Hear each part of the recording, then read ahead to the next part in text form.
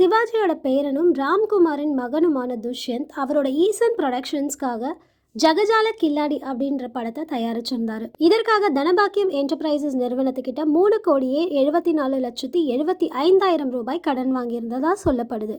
இந்த கடனை திருப்பி செலுத்தாததால கடன் கொடுத்த நிறுவனம் வழக்கு தொடர்ந்திருக்காங்க. இந்த வழக்கில் சிவாஜியின் அன்னை இல்லம் வீட்டை ஜப்தி செய்ய கோர்ட் உத்தரவிட்டிருந்தாங்க.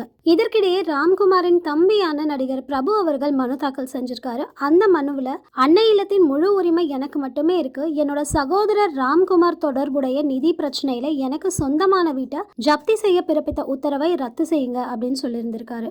நீதிபதியும் ராம்குமார் உங்கள் சகோதரர் தானே, ஒன்னாக தானே வாழ்றீங்க, ஸோ கடனை நீங்க கட்டிட்டு அப்புறம் அவர்கிட்ட இருந்து வாங்கிக்கலாமே அப்படின்னு கேட்டப்போ இது போன்று அவருக்கு உதவ முடியாது, நிறைய பேர்கிட்ட ராம்குமார் கடன் வாங்கியிருக்காரு அப்படின்னு பிரபு தரப்பு பதில் அளிச்சிருக்காங்க. இதனை அடுத்து இந்த வழக்கு ஏப்ரல் 8ஆம் தேதிக்கு ஒத்தி வைக்கப்பட்டிருக்கு.